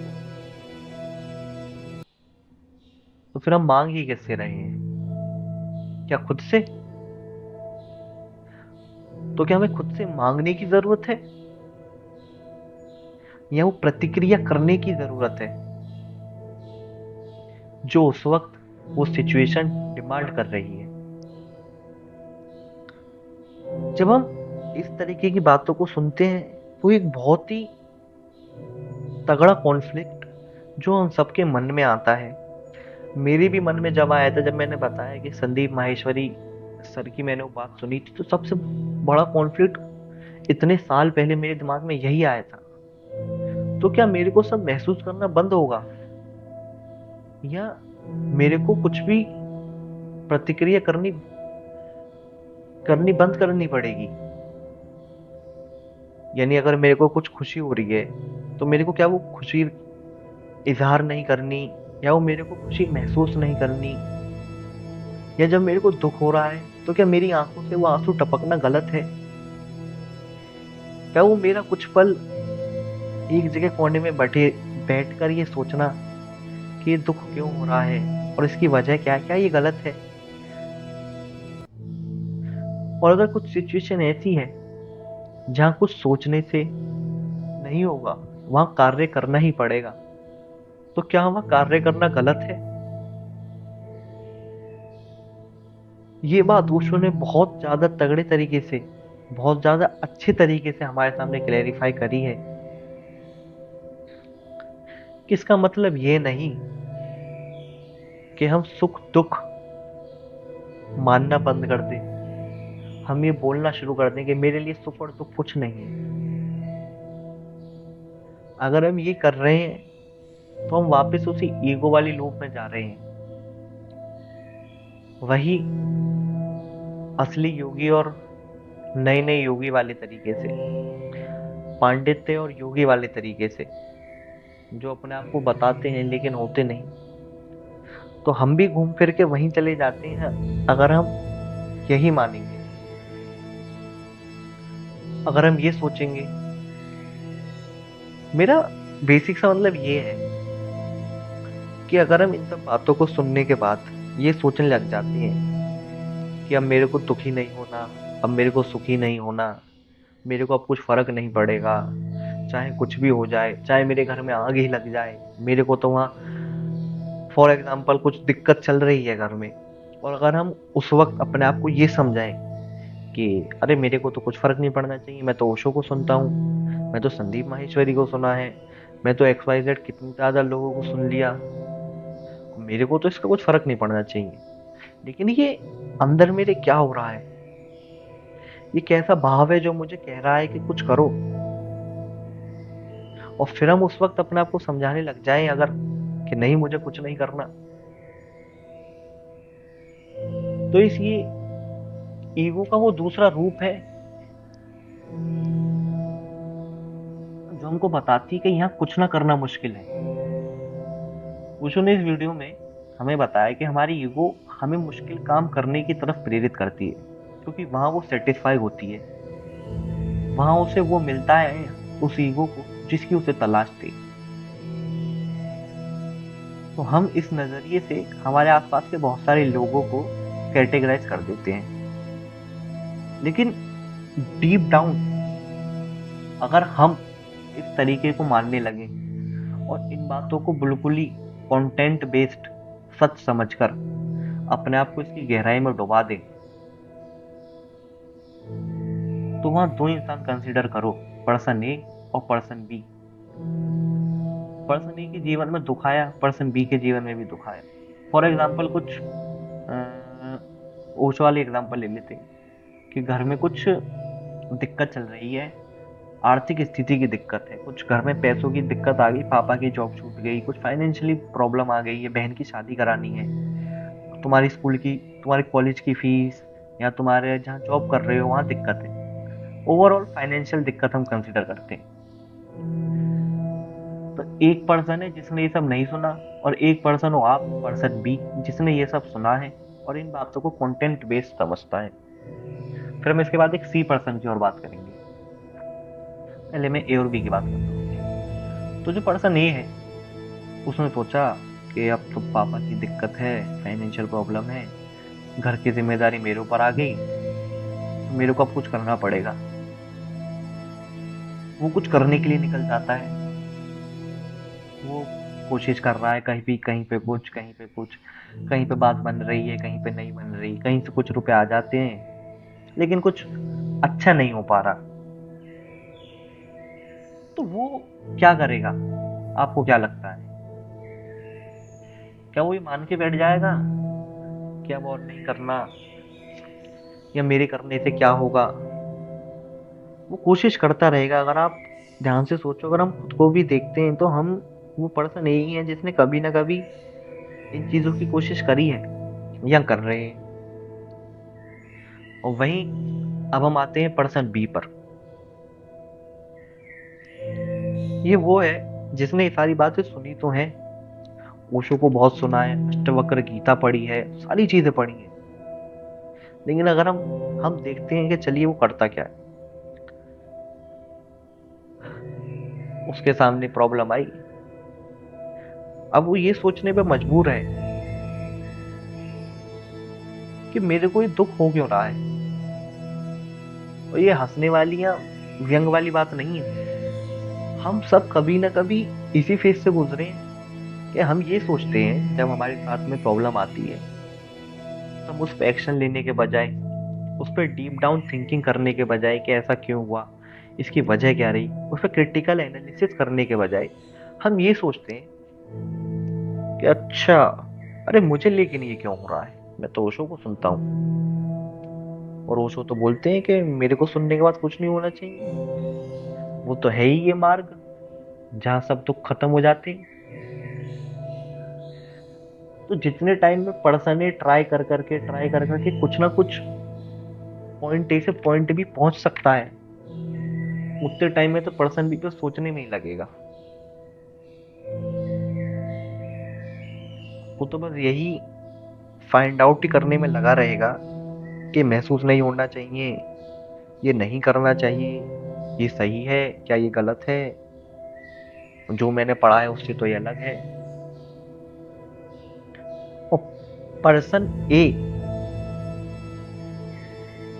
ने जिसने ये ज्ञान नहीं लिया है, उसकी, अगर मैं देखता हूँ, उसकी इनिशियल सब अच्छा होगा। हो सकता है वो उस प्रोसेस में चलते चलते इन सब बातों को जान ले, इन सब बातों की नजरिए देख ले, क्योंकि जब हम कोशिश करते हैं ना कुछ करने की, तो आसपास की बहुत सारी चीजें अपने आप हो जाती हैं, आसपास की बहुत सारी चीजें अपने आप आके जुड़ जाती हैं। और जब हम बस सोचते हैं तो कुछ नहीं जुड़ता और कुछ नहीं बनता, हम बस सोचते ही रह जाते हैं। लेकिन फॉर एग्जाम्पल पर्सन ये उसके पीछे भागता रहा, तो हम सब ये भी अनुभव करेंगे, ये पर्सन ए हम ही है, और पर्सन बी भी हम ही है, और जो मैं पर्सन सी बताऊंगा अब वो भी हम ही है। अब ये हमारे पास फेजेस हैं लाइफ के, अगर आप देखो। अब पर्सन ए को पैसा मिलने लगा, और फिर उसे आदत लग गई पैसे की, और जहाँ पैसे की आदत लग गई, तो वहां फिर सबसे ऊपर पैसा आ जाता है। और जिस चीज के लिए हमने पैसा पाना पाना चाहा था, हमारे खुद के लिए, हमारे परिवार के लिए, हम उस सबको बहुत पीछे, यानी बहुत ज्यादा पीछे छोड़कर उस पैसे से ही प्यार करने लग जाते हैं। अब फिर हम बात करते हैं इस पर्सन सी की। ये वो एक आइडियल पर्सन है हमारी निगाहों में जो हम सब होना चाहते हैं, और शायद यही वो पर्सन है, पर्सन सी, जिसके बारे में ओशो ने चर्चा करी है और जो चाहते हैं ओशो कि हम बने।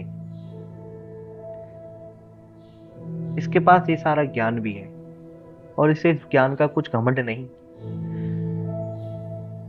ना ये लोगों में चिक चिक कर बताता है कि अरे मुझे तो ये पता है, तुम्हें ये नहीं पता।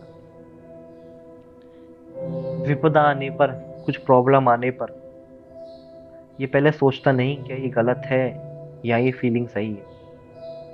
ये इस प्रॉब्लम के हिसाब से रिएक्ट करता है। क्या वो प्रॉब्लम एक्शन लेने वाली है? हाँ, तो ये एक्शन लेगा। क्या ये प्रॉब्लम सोचकर हल करने वाली है? हाँ, तो ये सोचकर काम करेगा। या इस प्रॉब्लम में कुछ करने के लिए मेरे हाथ में है ही नहीं? क्या ये मेरे हाथ की प्रॉब्लम ही नहीं है? तो वो कुछ नहीं करेगा। जब प्रॉब्लम सॉल्व हो जाएगी तो फिर वो वापस वैसे ही हो जाएगा जैसे वो पहले था। प्रॉब्लम सॉल्व करने के बाद उस पर करोड़ों रुपए आ जाएंगे तो वो जब भी वैसे ही बिहेव करेगा जब उसके पास करोड़ों रुपए नहीं थे। प्रॉब्लम सॉल्व करने के बाद उसके करोड़ों रुपए खत्म हो जाएंगे, वो जब भी वैसे बिहेव करेगा जब उसके पास करोड़ों रुपए थे। ये है वो समानता,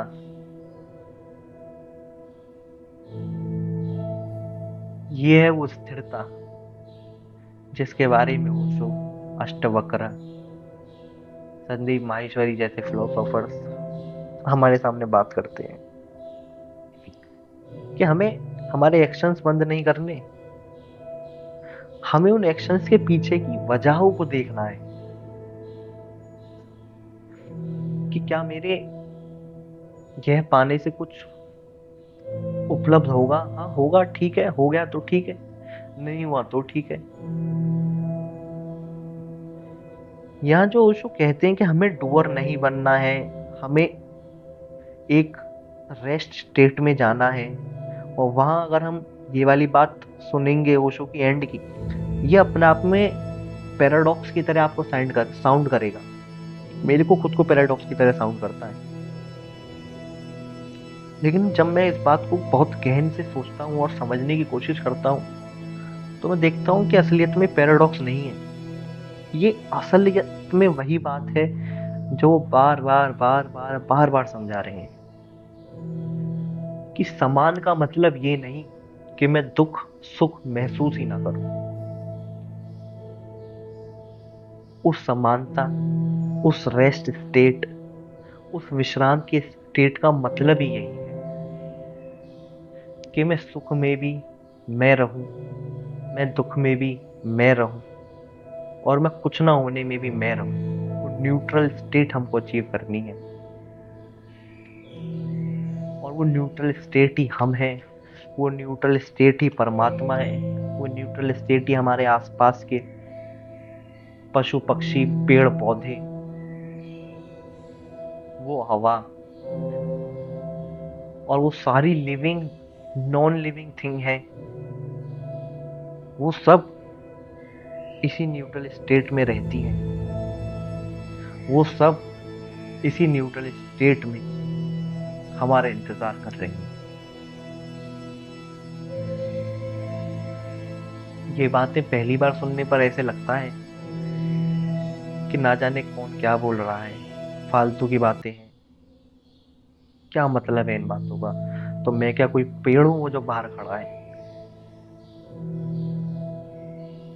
हाँ, तुम वो पेड़ ही हो, तुम उस पेड़ पर लटके वो आम के फल ही हो, और वो आम का फल तुम हो। अगर मैं इसको प्रैक्टिकली समझाने की कोशिश करूं, और जो मेरी खुद की समझ में आता है इसको प्रैक्टिकली देखकर, इन बातों को प्रैक्टिकल नॉलेज में लाकर, वो ये है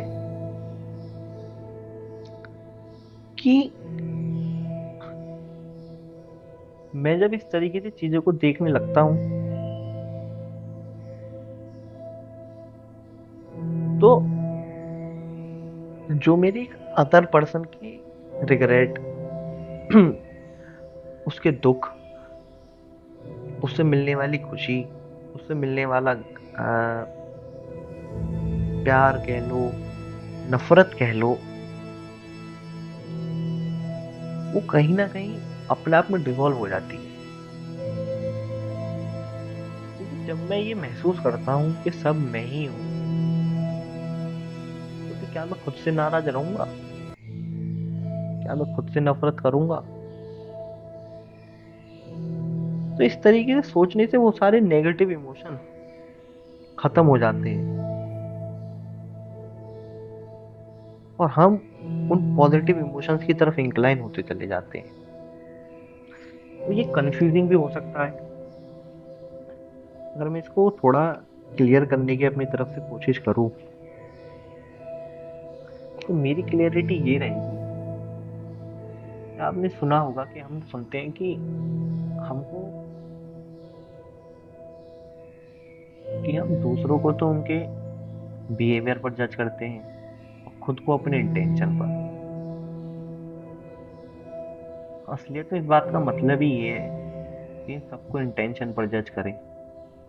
और जब आप सबको इंटेंशन पर जज करोगे ना, तो आप किसी को इंटेंशन पर कब जज करोगे? जब आप उसको जानते हो। अगर मैं किसी को जानूंगा जब तो मैं उसके इंटेंशन जानूंगा। तो अगर मैं सबके इंटेंशन जान सकता हूँ, तो मतलब मैं सब कुछ जान सकता हूँ। है ना? पॉसिबल है ना? तो जब मैं अगर सब कुछ जान रहा हूँ, तो क्या वो सब मैं ही नहीं हूँ? काफी ज्यादा थॉट प्रोवोकिंग है, बहुत ज्यादा ब्रेन स्टॉर्मिंग वीडियो है ये। मैं चाहता हूँ इसको आप बार बार सुनने की कोशिश करो। आप एक और खास बात है, आप इस वीडियो को ना किसी भी फिलोसोफर की तरफ से सुन लो जो रियल में फिलोसोफर रहे हैं और जिनको आप असलियत में मानते हो। सबकी बातों का ना सार यही निकलता है। सबके कहने की बात ही एक ही है बस, कि तुम ही परमात्मा हो और तुम ही सब कुछ हो। तो मैं इस टॉपिक को तो आपके ऊपर छोड़ता हूँ। बहुत ज्यादा बोल दिया मैंने इस पर। अब मैं इसको आपके ऊपर छोड़ता हूँ। आप इसको किस तरीके से देखते हो, किस तरीके से समझते हो। लेकिन हाँ, जो इसको पहली बार सुन रहा है और पहली बार ही समझ रहा है, तो उसके लिए ये जितना ज्यादा मुश्किल है, उससे बहुत ज्यादा आसान भी है इसको असलियत में समझना। इसका कुछ और मतलब न निकाल कर इसके असली मतलब तक पहुंचो।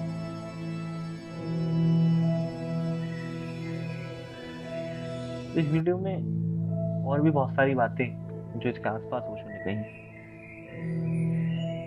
आदमी जानवर है, ये एक स्टेटमेंट ओशो ने दिया, और इसके आसपास के तर्क मेरे को इतने ज्यादा प्रैक्टिकल और हमारे मॉडर्न वर्ल्ड में ही दिखे कि जब हम इस तरीके से सोचेंगे, तो हम देखते हैं कि असलियत में आदमी कुछ है ही नहीं। हम बस एक रेसिस्ट तौर पर अपने आप को सुपीरियर बनाना चाहते हैं। हम दूसरे को नीचा दिखाकर अपने आप को ऊपर बनाना चाहते हैं। हम आदमी आदमी में भेद करते हैं, रंग का, जात का, स्टेटस का। हम आदमी औरत में भेद करते हैं, जेंडर का। हम आदमी जानवर में भेद करते हैं, अरे आदमी जानवर क्या है। और इस सब के बाद आदमी आदमी को मारता दिखता है, आदमी आदमी के बारे में ही बुरा बोलता दिखता है, क्योंकि हमने वो माना ही नहीं कभी कि हम सब एक हैं।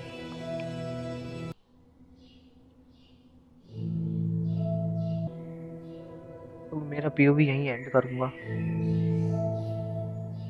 मैं आपके ऊपर छोड़ता हूँ कि आप इसको किस तरीके से देखते हैं। और अगर आप ये मेरा पीओवी सुनते हैं और आपने सुना है, तो कमेंट सेक्शन में जरूर बताना कि असलियत में आपको क्या लगा और क्या महसूस करा आपने। इस बारे में आपको जरूर बताना। तो आइए देखते हैं अलग अलग दार्शनिकों के शब्द क्या ओशो से मेल खाते थे या उनकी बातें कुछ ओशो से अलग भी थी। देखते हैं हम इन सब के बारे में। सबसे पहले हम देखेंगे भारत के महान दार्शनिक आदि शंकरा अद्वैता वेदांता के माध्यम से इसी बात पर जोर देते हैं। उनका सबसे गहन महाकाव्य है तत् त्वम आसी, यानी वो तुम हो। इसका सीधा अर्थ है कि तुम्हारा व्यक्तिगत आत्मा और परम अस्तित्व यानी ब्रह्मा ये अलग अलग नहीं है, बिल्कुल एक ही है। बिल्कुल ओशो की तरह। जैसे ओशो कहते हैं कि तुम परमात्मा हो, मिल सकने की बात ही गलत है। जब हम कहते हैं कि परमात्मा मिल सकता है तो ऐसा लगता है कि जैसे हम अलग हैं और परमात्मा अलग है। लेकिन शंकरा और ओशो दोनों ही समझते हैं कि ये तो सिर्फ प्रतिभाग्य यानी रिकॉग्नाइजेशन की बात है, अपने आप को पहचानने की, याद करने की, कोई नई चीज पाने की नहीं, बल्कि उस चीज को जानने की जो हमेशा से थी। आदि शंकरा इसी बात पर जोर डालते हैं कि ब्रह्मा और आत्मा सब एक ही है, यानी तुम ही वो परमात्मा हो जिस परमात्मा की तलाश में तुम ना जाने क्या क्या करते फिर रहे हो। फिर लाओत्से का सेंट्रल कॉन्सेप्ट हुई जिसका मतलब है नॉन एक्शन या एफर्टलेस एक्शन। लाओत्से कहते हैं कि आप कोई चीज पाने की चेष्टा या प्रयास करते हैं तब आप उसे दूर चले जाते हैं। सत्य को पाने का रास्ता कुछ करने में नहीं, बल्कि होने देने में है, बहने देने में है। लाओत्से हमेशा से नॉन एक्शन या एफर्टलेस एक्शन के ही पक्ष में रहे हैं। आपने बाकी की वीडियो में अगर लाओत्से के बारे में सुना हो तो यही जाना होगा। लाओत्से का मेन कॉन्सेप्ट वुई के अराउंड यानी फ्लो स्टेट, यानी पानी की तरह बहाव की हर वक्त उन्होंने उसी की चर्चा करी है और उसी के आसपास अपनी सारी फिलोसॉफी की रचना करी है। जहां हम देखते हैं कि ओशो भी लाओत्से का बहुत बार जिक्र करते हैं। तो ओशो की फिलोसॉफी भी ये कहना कि लाओत्से से काफी हद तक इंस्पायरिंग है या ओशो ने भी उनसे कहीं ना कहीं इंस्पिरेशन ली, ये गलत नहीं होगा। जैसे ओशो कहते हैं, खोज से कभी परमात्मा नहीं मिलता, खोज खोज कर तो इतना ही पता चलता है, खोजने से कुछ भी नहीं है। लाओत्से भी यही सिखाते हैं कि जब आप मन के कर्तव्य यानी डूइंग्स को छोड़ देते हैं तब आप उसे स्वाभाविक ताव के साथ यानी जो होता है होने के साथ छोड़ देते हैं। यह एक रिलैक्सिंग स्टेट यानी विश्राम स्टेट की उपस्थिति है जहां हम सारी कोशिशें बंद कर देते हैं। और अंत में हम देखते हैं जे कृष्णमूर्ति के बारे में। जे कृष्णमूर्ति कहते हैं, truth is a pathless land. सच्चाई तक पहुंचने का कोई बना बनाया रास्ता नहीं है, क्योंकि जब आप किसी रास्ते पर चलते हैं तो आप भविष्य में किसी चीज को पाने की उम्मीद करते हैं, लेकिन सत्य तो अभी और यहीं है। कृष्णमूर्ति ने जोर दिया प्योर ऑब्जर्वेशन पर, यानी बिना किसी जजमेंट, बिना किसी विचार या बिना किसी दाखिले के। वो कहते हैं the observer is the observe. इसका मतलब है कि जब हम किसी चीज को देखते हैं तो उसको देखने वाला मैं और वो देखी हुई चीज अलग नहीं है। ये डिवीजन हमारे मन ने बनाया है। जब ये डिवीजन खत्म होता है, जब खोजी और खोजा हुआ एक हो जाते हैं, तभी सत्य प्रकट होता है। इसमें कोई प्रयास नहीं, कोई स्ट्रगल नहीं, सिर्फ एक गहरी देखन यानी सीन की स्थिति है। जैसे लाओत्से ने भी वही कहा कि हमें एफर्ट करने बंद करने होंगे, यानी एफर्टलेस एक्शन। और यही बात कृष्णमूर्ति भी कहते हैं कि उसमें कोई प्रयास नहीं करना है। जो हम हैं वो हम खुद को पालेंगे अगर हम उस एक विश्राम में पहुंच जाते हैं, जो ओशो ने बार बार कहा, अष्टवक्र ने बार बार कहा। ये सब महान आचार्य एक ही बात पर जोर दे रहे हैं, परमात्मा कोई दुस्साध्य घटना या कोई मुश्किल घटना या कोई प्रयास से मिलने वाली घटना नहीं है। परमात्मा हमारा स्वभाव है, जो अभी और यही है। इसे पाया नहीं जाता, इसे तो बस पहचाना जाता है, स्मृति में लाया जाता है। यही वो कस्तूरी कुंडल बस है, खुशबू हमारे अंदर ही है, लेकिन हमें उसे बाहर खोजते रहते हैं। हमें बस अंदर एक बार झांक कर देखना है। तो आइए अब देखते हैं हम आज की मॉडर्न साइकोलॉजी और न्यूरो साइंस या आज की कुछ मॉडर्न स्टडीज हमारे इस टॉपिक से कितनी ज्यादा अलाइन रखती हैं और असलियत में वो इसके बारे में क्या कहती हैं। तो आइए हम देखते हैं। सबसे पहले एक कॉन्सेप्ट है कॉग्निटिव डिसोनेंस। ये तब होता है जब हमें कोई ऐसी इंफॉर्मेशन मिले जो हमारी पुरानी बिलीफ से टकराए। जैसे अगर हम मान लिया है कि परमात्मा मुश्किल से मिलता है और फिर हमें कोई कहे कि वो तो अभी और यही है, तो हमारा माइंड एक कॉन्फ्लिक्ट यानी डिसोनेंस महसूस करता है। इस बेचैनी को कम करने के लिए हमारा दिमाग नए नए रास्ते निकालता है। जैसे हाँ, वो मिल तो सकता है, लेकिन उसके लिए प्रयास चाहिए। एक कन्फर्मेशन बायस का भी एक रूप है, जहां हम अपनी पुरानी बिलीफ को सपोर्ट करने वाली इंफॉर्मेशन को ही आसानी से एक्सेप्ट करते हैं, और जो उस इंफॉर्मेशन से हमारी पुरानी बिलीफ से और इंफॉर्मेशन से अलग जाती है, तो हमारा कॉग्निटिव माइंड उसको डिसबिलीव और उसको मानने से इनकार कर देता है। मॉडर्न न्यूरोसाइंस में पता चलता है कि इसका कारण यह है कि जब हम किसी अपने पुराने बिलीफ को टूटता हुआ महसूस करते हैं या कोई हमें हमारे पुराने बिलीफ के खिलाफ बात बोलता है, तो हम हमारे मैं और अस्तित्व पर सवाल उठाने लग जाते हैं, जो कि हमारे दिमाग को पसंद नहीं, क्योंकि ये हमारे दिमाग के कंफर्ट जोन से बाहर की बात है। हमारा दिमाग फिर वहां से कोप अप करने के लिए ही ये सारे रास्ते निकालता है। और ये बात मैं नहीं कह रहा, ये मॉडर्न साइंस में ही आप कॉग्निटिव डिसोनेंस और कंफर्मेशन बाइस के बारे में अगर आप पढ़ेंगे तो आप जानेंगे कि हमारे दिमाग के क्या क्या खेल हैं जो हमारी पुरानी वायरिंग को तोड़ने से हमको बहुत बेबस कर देते हैं। वो चाहते ही नहीं हम हमारी पुरानी वायरिंग तोड़ के कहीं नई वायरिंग में जाए। लेकिन इसका एक और फायदा है, एक बार अगर आप नई वायरिंग में आपने अपने आप को पुश कर लिया, तो फिर आप वापस पुरानी वायरिंग में जाना आपके लिए फिर वापस ही उतना मुश्किल होगा। तो इसके बारे में जानने के लिए आप इस बारे में जरूर रिसर्च जरूर करें। इसी से जुड़ा हुआ एफर्ट ज्यूरिडिक्शन का एक प्रिंसिपल, इसके अकॉर्डिंग लोग उस चीज को ज्यादा वैल्यू करते हैं जिसे पाने के लिए उन्होंने बहुत मेहनत की हो, भले ही वो चीज उतनी वैल्यू की ना हो। हमारा ईगो कठिन काम करने में मजा लेता है, लेकिन ऐसा क्यों?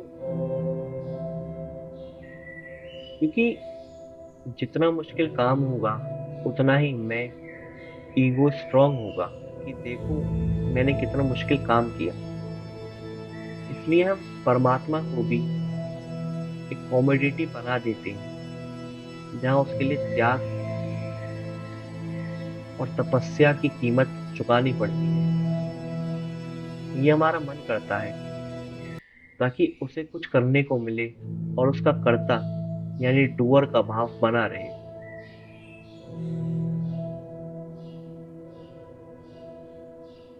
आर्सन अरनसन एंड मिल्स की एक क्लासिक स्टडी जो 1959 में करी गई, वो इस एफर्ट जस्टिफिकेशन के आसपास ही हमको उसका प्रूफ बताती है।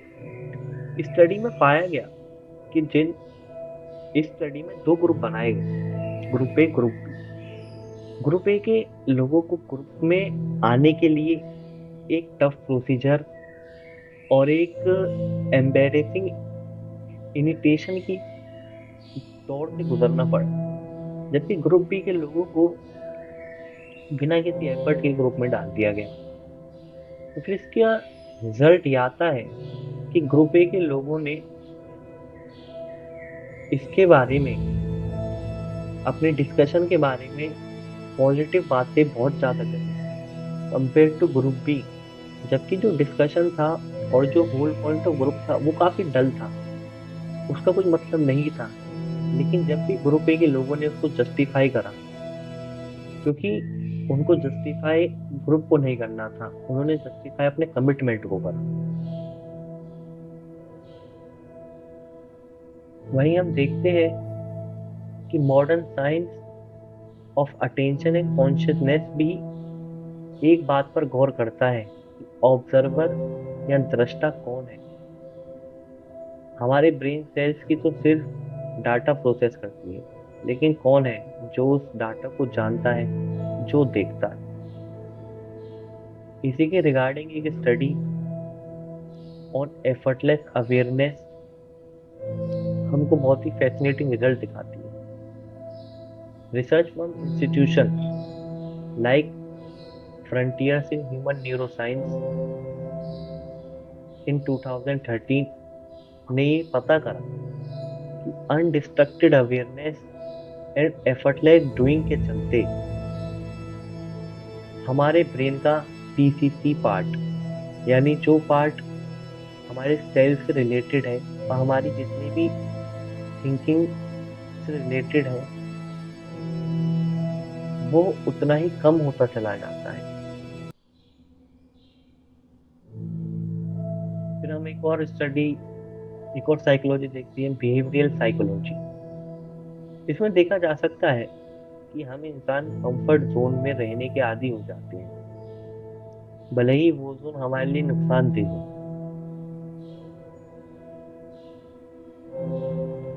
इस आदत से बाहर आना मुश्किल है, क्योंकि ये मन की एक तरह की एडिक्शन बन चुकी है, जहां हम फेमिलियर दुखों से ज्यादा अननोन आनंद से घबराते हैं। यही पिछली वीडियो का भी संदेश था।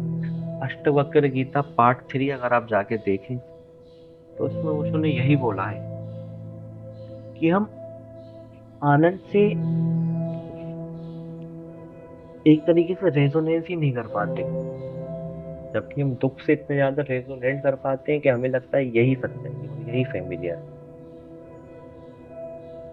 इसके रिगार्डिंग ये जो study on resistance to change, ये बताती है कि the fear of unknown, loss of control and preference for familiarity are major barriers. अगर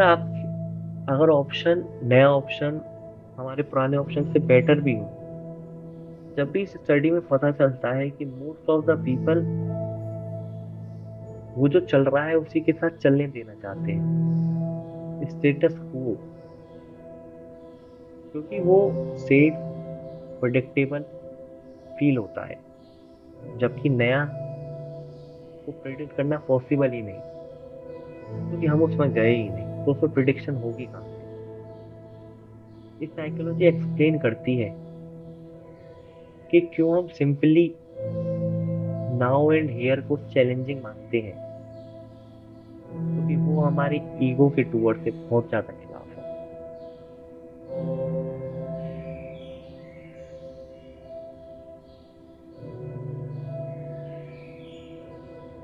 तो अंतिम संदेश क्या है? ओशो कहते हैं, परमात्मा कोई मुश्किल चीज नहीं, ये हमारा स्वभाव है। तुम वही हो जिसे तुम खोज रहे हो, तुम परमात्मा हो। ये बिल्कुल उस सम्राट के बेटे जैसा है जो 20 साल तक भिखारी बना रहा और अपना सच भूल गया। लेकिन जब उसे याद दिलाया गया, जब बुलाया आया, तो वो एक पल में बदल गया। उसने कोई तपस्या या कोई प्रयास नहीं किया, बस याद किया। ओशो कहते हैं, आ गया बुलावा जागो, भिखमंगे तुम नहीं हो, सम्राट के बेटे हो। बुद्धा ने भी 6 साल तक खोजा, सब कुछ किया, योग, भोग,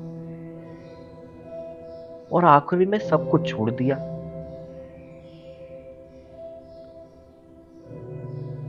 जब उन्होंने ये सब व्यर्थ पाया, तभी वो घटना घटी। सच्चाई तभी मिलती है जब आप खोज को छोड़ देते हैं, जब आप कहीं भी नहीं जा रहे हैं, बस बैठे हैं विश्राम में, परम विश्राम में। याद रखो, मंजिल तब मिलती है जब आप विश्राम करते हैं, ना कि जब आप उसके पीछे दौड़ते हैं। असलियत में गलती यहाँ हुई है ना कि हम इस मंजिल को हमारी फिजिकल मंजिल से कंपेयर करते हैं। हमारी फिजिकल मंजिल हमको जब ही मिलेगी जब हम वहां तक पहुंचेंगे। तो हम इन चीजों को म्यूचुअली इंक्लूसिव कर देते हैं, लेकिन असलियत में म्यूचुअली एक्सक्लूसिव है। वो मंजिल जहां हम फिजिकल वर्ल्ड में पहुंचना चाहते हैं, वो अलग मंजिल है। और जिस मंजिल की हम यहां बात कर रहे हैं, वो मंजिल से ऊपर एक ऐसी स्थिति है जहां शायद अगर हम नहीं पहुंचते तो हम उस परमात्मा के साथ धोखा कर रहे हैं। और हमने इस वीडियो में यह तो जाना है कि परमात्मा ही हम है, तो हम धोखा किसी और के साथ नहीं, धोखा खुद के साथ कर रहे हैं। ये विश्राम ही ध्यान और समाधि का सूत्र है। श्रम तो सिर्फ अहंकार का सूत्र है। ओशो ने अपने सन्यास को भी इतना सरल बना दिया, इसलिए कि अहंकार का कोई मजा ना मिले कठिनाई में। उन्होंने कोई विषय आयोजन नहीं रखा, क्योंकि परमात्मा कोई असाध्य या कठिन चीज नहीं है जिसे सिद्ध किया जा सके। कठिन में अहंकार को मजा है, विश्राम को कभी भी कठिन में मजा नहीं आ सकता। जब ओशो या अष्टावक्रा दृष्टा बनो कहते हैं, तो वो आपकी आत्मा से कहते हैं जो जगी हुई है पर सोने का बहाना कर रही है। वो उस तुम्हारे भीतर कोशिकाओं से भिन्न कोई है से कहते हैं जो गिन लेता है कि 20 अरब कोशिकाएं हैं। इसका मतलब यह नहीं कि आप प्रतिक्रिया करना छोड़ दो या पत्थर बन जाए, बल्कि इसका मतलब है मैं साक्षी रहूंगा। दुख होगा तो दुख को देखूंगा, सुख होगा तो सुख को देखूंगा, बिना आइडेंटिफिकेशन के और बिना किसी डिफरेंशिएशन के। बुद्ध को कांटा चुभेगा तो उनको भी दर्द होगा। और जैसा ओशो ने बोला, उनको शायद हमसे ज्यादा ही दर्द होगा, क्योंकि उनकी संवेदनशीलता हमसे बहुत ज्यादा बढ़ जाती है और हम तो यहां बस एक पत्थर के भांति बैठे रहते हैं।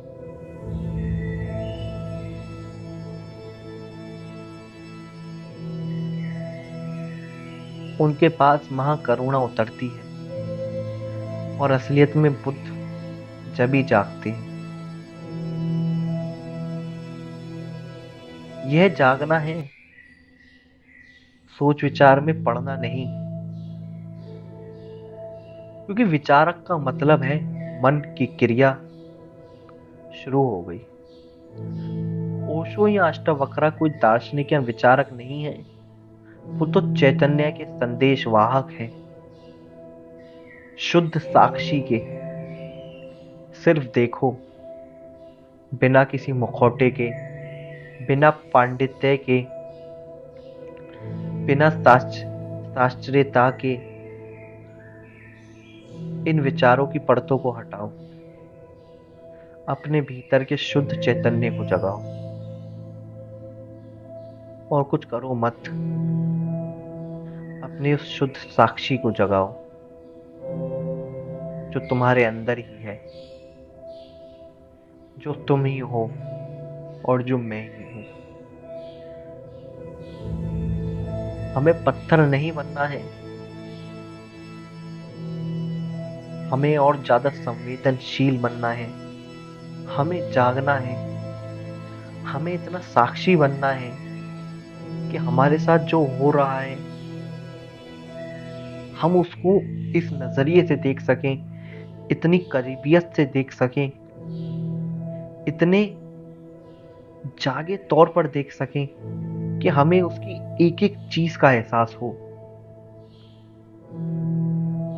हमें दुख के एक एक पल का एहसास हो। और जब हम इतने एहसास के करीब चले जाएंगे तो उसके कारणों तक पहुंचना हमारे लिए कोई दूर की बात नहीं रही।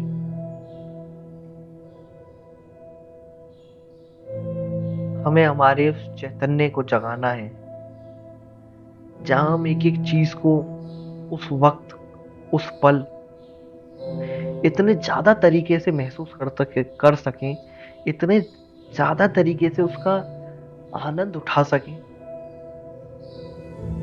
कि हमको लगे कि हाँ, यही जीवन है। हर पल हमें उस जीवन के भांति लगना चाहिए, हर पल हमें इतना जगा हुआ लगना चाहिए कि हमें हमारे बीते हुए कल और बीते हुए पल की चिंता ही ना हो। जब हम अपने इसी पल में इतना ज्यादा खुश हो जाएंगे, इतना ज्यादा लिग्न हो जाएंगे, तो हमारे लिए बीता हुआ कल का कुछ मायना ही नहीं रहा। वो बीते हुए कल की गलतियां उसी पल में खत्म हो गई, आने वाले पल की चिंताएं उसी पल में खत्म हो गई, क्योंकि हम हमारे पल में मौजूद हैं और इस तरह मौजूद हैं कि एक एक चीज की घटना, एक एक चीज का एहसास हमारे मन के भीतर तक छू रहा है।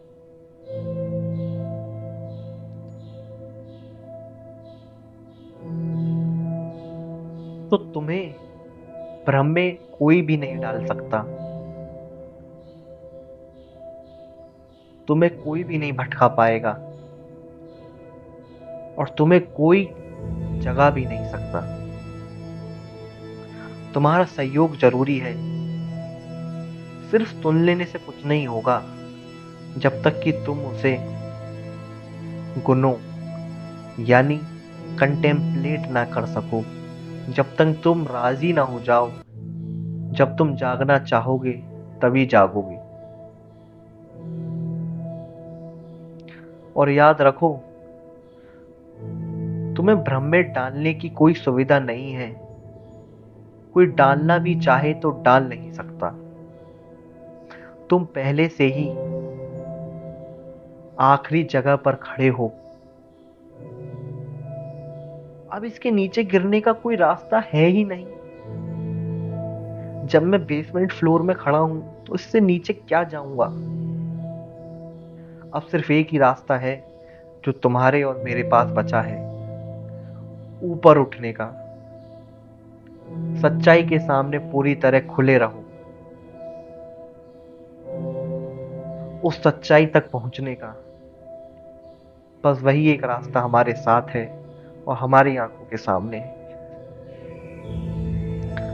जो डूब जाते हैं वही तिरते हैं, जो तिरने की चेष्टा करते हैं डूब जाते हैं।